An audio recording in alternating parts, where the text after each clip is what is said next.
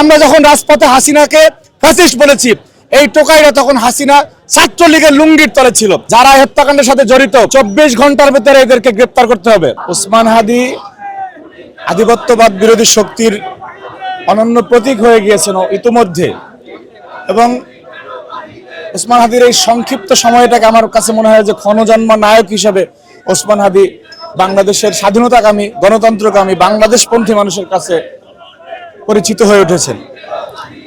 তিনি যে ইনসাফের রাজনীতি শুরু করার কথা বলেছিলেন এবং যে কয়েকদিন ছিলেন, তার মৃত্যুকে কেন্দ্র করে আজকে আমরা দেখছি যে সেই ইনসাফ পরিপন্থী কাজ একটি চক্র করতেছে। তারা ওসমান হাদিকে ধারণ করে এই প্রতিবাদ করছে বলে আমরা মনে করি না, কারণ ওসমান হাদি জীবদ্দশায়, সে বেঁচে থাকা অবস্থায়ও কিছু কিছু পরিস্থিতি তৈরি হয়েছিল, তখন ওসমান হাদি এই মববাজদের কোনো নেতৃত্ব দেননি। সুতরাং আজকে মববাজদের তার জন্য যে মায়া কান্না, সেটা তাদের ক্ষুদ্র রাজনৈতিক স্বার্থ, হীন রাজনৈতিক স্বার্থ চরিতার্থ করার জন্য এই কান্না বলে আমরা মনে করি। এবং আমরা প্রথম থেকেই বাংলাদেশের স্থিতিশীলতার স্বার্থে অনেক কিছু মেনে নিয়েছি।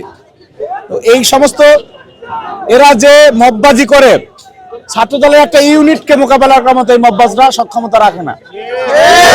বাংলাদেশের স্থিতিশীলতার স্বার্থে আমরা তাদেরকে বারবার আহ্বান জানিয়েছি যে এই দেশে আইন আছে, বিচার আছে, এখানে জুডিশিয়ারি বহমান আছে। এই দেশ দেউলিয়া হয়ে যায় নাই যে আপনার যা মন চায় তাই করবেন, আপনি আইন হাতে তুলে নেবেন। সাংবাদিক নুরুল কবির যখন হাসিনাকে ফ্যাসিস্ট বলতো, তখন যারা হাসিনার দালালি করেছে, আজকে তারা তার উপরে হামলা করেছে।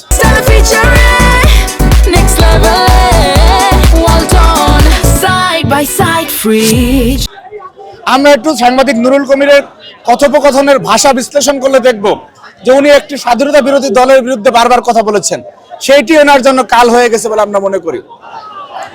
গতকালকে যারা নুরুল কবির উপর হামলা করেছে তারা বলতেছিল আওয়ামী লীগ ধর।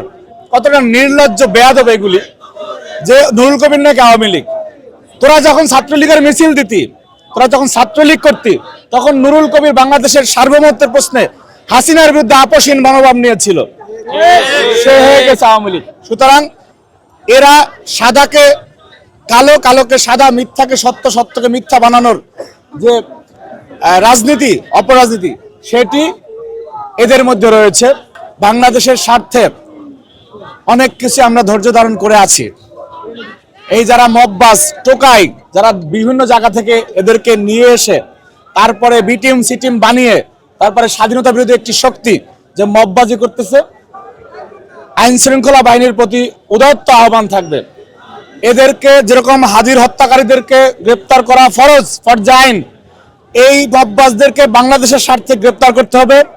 প্রত্যেকটি ঘটনার স্পষ্ট সিসিটিভি ফুটেজ রয়েছে। ময়মনসিংহের ভালুকায় যারা মববাজি করে নৃশংসভাবে একজন মানুষকে হত্যা করেছে, বাংলাদেশে কে কোন ধর্মের লোক সেটা আমাদের কাছে বিবেচ্য বিষয় নয়। বাংলাদেশে সবাই বাংলাদেশি, এখানে প্রত্যেকটা নাগরিকের আইনগত সুরক্ষা পাওয়ার অধিকার রয়েছে। যারা হত্যাকাণ্ডের সাথে জড়িত 24 ঘন্টার ভিতরে এদেরকে গ্রেপ্তার করতে হবে, না হলে এদের এই গ্রেপ্তারের প্রতিবাদ, এই যে হত্যাকাণ্ড ঘটিয়েছে এই মববাজদের বিরুদ্ধে আমরা দুর্বার আন্দোলন গড়ে তুলবো। এটা কোনো রাজনৈতিক ভাষা না, এইটা আমাদের ইমানি দায়িত্ব। এই দেশ এরকম চলতে পারে না। এই রকমের টোকাইদের কাছে বাংলাদেশ ইজারা দেওয়ার জন্য আমরা রাজনীতি করি নাই। আমরা যখন রাজপথে হাসিনাকে ফ্যাসিস্ট বলেছি, এই টোকাইরা তখন হাসিনা ছাত্রলীগের লুঙ্গির তলে ছিল। সুতরাং তাদের উদ্দেশ্যে বলতে চাই, তোমরা 71-ও পারো নাই, 47-ও দেশভাগের বিরোধিতা করেছে, 90-এ এরা দেশ বিরোধিতা করছে। অর্থাৎ বাংলাদেশের যুগ সন্ধিক্ষণের যত ইতিবাচক দিক রয়েছে, প্রত্যেকটা ইতিবাচক সময়ে এই অপশক্তি বিরোধিতা করেছে, কিন্তু তারা প্রত্যেকবারই পরাজিত হয়েছে। এবারও পরাজিত হবে, হবে ইনশাল্লাহ। বাংলাদেশে নির্বাচন হবে, বাংলাদেশপন্থী দল বাংলাদেশের গণমানুষের রায় নিয়ে তারা রাষ্ট্র ক্ষমতা আসবে, এবং এই মববাজদের সমস্ত ফুটেজ রেখে দেওয়া হচ্ছে, এদের প্রত্যেকের বিচার করা হবে ইনশাল্লাহ।